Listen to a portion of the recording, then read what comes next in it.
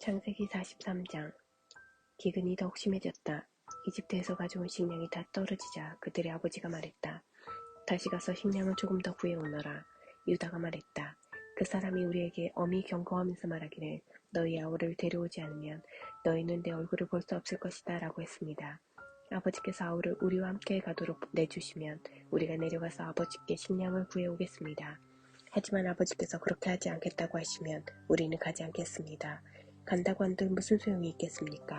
그 사람이 우리에게 너희 아우를 데려오지 않으면 너희는 내 얼굴을 볼 수 없을 것이다 하고 말했으니 말입니다. 이스라엘이 말했다. 너희는 어찌하여 내 인생을 이토록 고달프게 하느냐? 도대체 어쩌자고 또 다른 아우가 있다는 말을 했느냐? 그들이 말했다. 그 사람이 우리를 심하게 다그치며 너희 아버지는 살아계시느냐? 너희에게 또 다른 아우가 있느냐? 하고 우리 가족에 대해 꼬치꼬치 캐묻기에 그렇다고 대답한 것입니다. 그 사람이 너희 아우를 이리로 데려오너라 하고 말할 줄 우리가 어찌 알았겠습니까? 유다가 아버지 이스라엘에게 재촉했다. 제가 책임질 테니 그 아이를 보내주십시오. 우리가 곧 떠나야겠습니다. 우리가 가지 않으면 우리 가족 모두가 굶어 죽게 됩니다. 우리도 아버지도 우리 자녀도 다 죽게 될 것입니다. 그 아이의 안전을 제가 모두 책임지겠습니다. 그 아이의 생명과 제 생명을 맞바꾸겠습니다. 제가 그 아이를 무사히 데려오지 않으면 제가 죄인이 되어 모든 죄를 달게 받겠습니다. 우리가 이렇게 꾸물거리지 않고 갔더라면 벌써 2번은 다녀왔을 것입니다.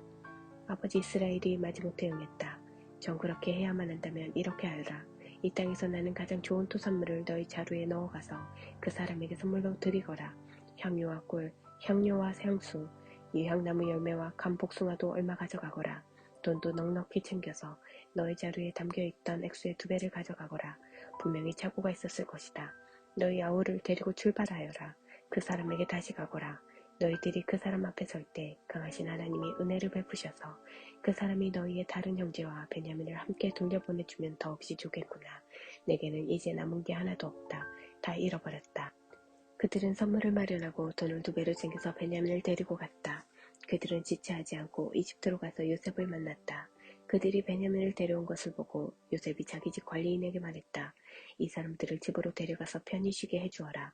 짐승을 잡고 식사를 준비하여라. 내가 그들과 점심을 함께 할 것이다. 관리인은 요셉이 말한 대로 그들을 집 안으로 데리고 들어갔다. 그들은 안내를 받아 요셉의 집으로 들어가면서 불안에 휩싸여 생각했다. 그 돈 때문이야. 그 사람은 우리가 처음 이곳으로 내려왔을 때 그 돈을 가지고 도망쳤다고 생각하는 거다. 이제 그가 원하는 곳에서 우리를 붙잡았으니 우리를 종으로 삼고 우리의 나귀를 몰수하려는 거야. 그래서 그들은 요셉의 집 관리인에게 다가가 그 집 문 앞에서 말했다. 주인님, 들어보십시오. 저희는 지난번에 식량을 사러 여기에 내려왔던 사람들입니다. 집으로 돌아갔던 날 밤에 자루를 열어보니 자루에 저희 돈이 들어있었습니다. 저희가 지불한 액수 그대로였습니다. 저희가 그 돈을 고스란히 가져왔고 추가로 식량을 살 돈도 많이 가져왔습니다. 누가 저희 자루 속에 돈을 넣어두었는지 저희는 모르겠습니다. 관리인이 말했다. 모든 것이 잘 되었으니 걱정하지 마십시오. 여러분의 하나님, 여러분 아버지의 하나님께서 여러분에게 덤으로 주신 것이 분명합니다. 나는 이미 여러분의 돈을 다 받았습니다. 그러고는 시므온을 데려와 그들에게 넘겨주었다. 관리인은 그들을 요셉의 집으로 데리고 들어가서 발 씻을 물을 주고 그들의 나귀에게 먹이를 주며 그들을 편히 쉬게 해주었다. 형제들은 요셉과 함께 식사할 것이라는 말을 듣고 정오에 그가 나타나기를 기다리며 가져온 선물을 펼쳐보았다. 요셉이 집에 오자 그들은 가져온 선물을 그 앞에 내놓고 정중히 머리 숙여 절했다. 요셉이 그들을 맞이하며 말했다. 전에 너희가 말한 연로하신 너희 아버지는 안녕하시냐? 아직도 살아계시느냐? 그들이 말했다. 예, 주인님의 종인 저희 아버지는 지금도 살아계시고 아주 잘 지내십니다. 그러고는 다시 정중히 머리 숙여 절했다. 그때 요셉이 자기 어머니의 아들 곧 자기 친동생 베냐민을 알아보고 그들에게 물었다. 전에 너희가 내게 말한 막내 아우가 이 아이냐? 그러고는 내 아들아 하나님께서 내게 은혜 베푸시기를 빈다 하고 말했다. 요셉은 자기 아우를 보고 감정이 북받쳐 울음이 터져 나오려고 하자 급히 다른 방으로 들어가서 한참을 울었다. 그러고 나서 얼굴을 씻고 마음을 진정시킨 다음 상을 차리라고 말했다. 요셉은 따로 상을 받았고 형제들은 형제들끼리 이집트 사람들은 이집트 사람들끼리 식사하도록 상을 차리게 했다. 이집트 사람들은 히브리 사람들과 한 식탁에서 먹지 않았다. 히브리 사람들과 식사하는 것을 역겹게 여겼기 때문이다. 형제들이 안내를 받아 앉고 보니 요셉을 마주보고 바지에서부터 막내에 이르기까지 나의 손으로 앉게 되었다.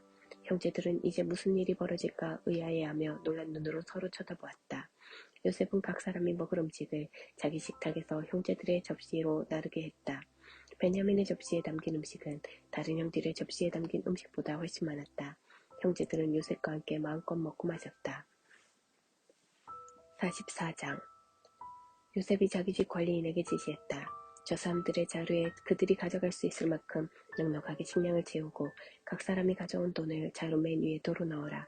그리고 막내의 자루 맨 위에는 식량값으로 가져온 돈과 함께 내 은잔을 넣어두어라. 그는 요셉이 지시한 대로 했다. 동이 뜨자 그들은 배웅을 받으며 나귀들을 이끌고 길을 나섰다. 그들이 아직 그 도시에서 얼마 벗어나지 못했을 때 요셉이 자기 집 관리인에게 말했다. 그들을 뒤쫓아라. 그들을 따라잡거든 너희는 어찌하여 선을 악으로 갚느냐. 이것은 내 주인께서 마실 때 쓰시는 잔이다. 점을 칠 때 쓰시는 잔이기도 하다. 이렇게 괘씸한 짓을 저지르다니 하고 말하여라. 관리인은 그들을 따라잡고서 이 모든 말을 그대로 했다. 그들이 말했다. 저희는 무슨 말씀을 하시는지 모르겠습니다. 저희 형제들은 그런 짓을 할 사람들이 아닙니다. 지난번 자루 속에서 발견한 돈도 가나안 땅에서 고스란히 가져왔습니다. 그런데 저희가 마음이 변해 당신 주인님의 집에서 은잔을 훔쳤다고 생각하시는 것입니까? 저희 가운데 누구에게서든 그 잔이 발견되면 그 사람은 죽어 마땅합니다. 그리고 나머지 형제들도 당신 주인님의 종이 되겠습니다. 관리인이 말했다. 좋다. 그러나 그렇게까지 할 필요는 없다. 잔이 발견되는 자는 내 주인님의 종이 될 것이다. 그러나 나머지 사람들은 죄가 없으니 가도 좋다. 그들은 다급한 마음에 누가 먼저 랄 것도 없이 각자 자기 자루를 바닥에 내려놓고 자루를 풀어 조사를 받았다. 관리인은 맞이에서부터 막내에 이르기까지 그들의 자루를 하나씩 뒤졌다.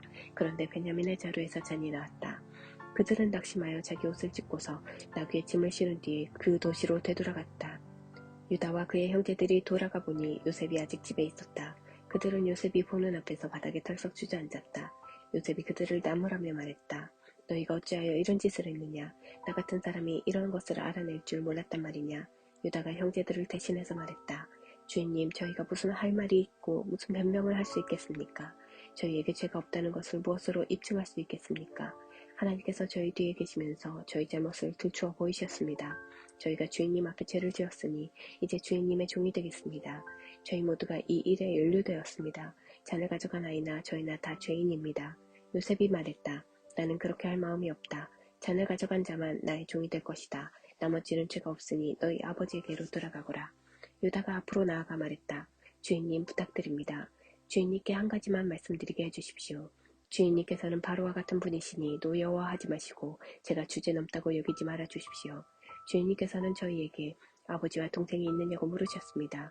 그래서 저희는 저희에게 연로한 아버지와 그가 노년에 얻은 아우가 있습니다.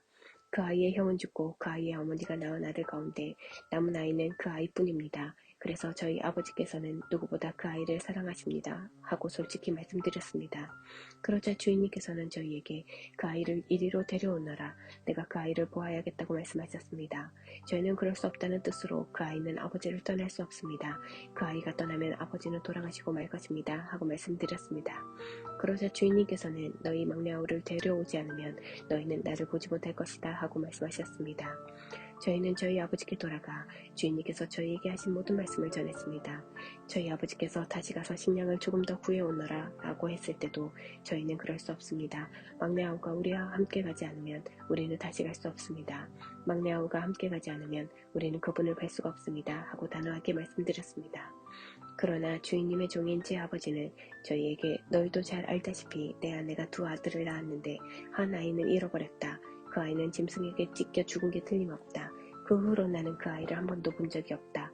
그런데 이제 너희가 이 아이를 데리고 갔다가 이 아이에게 무슨 일이라도 생기면 너희는 백발이 성성한 채 슬퍼하는 나를 끝내 땅에 묻어야 할 것이다 하고 말씀하셨습니다. 주인님의 종인 제 아버지에게 이 아이의 목숨은 당신 목숨이나 다름없어서 제가 이 아이 없이 아버지 앞에 나타나면 아버지는 아이가 없어진 것을 아시고 그 자리에서 돌아가시고 말 것입니다. 아버지가 슬픔에 잠겨 돌아가시면 여기 주인님 앞에 주인님의 종으로 서 있는 저희가 그분을 돌아가시게 한 셈이 됩니다. 그뿐 아닙니다.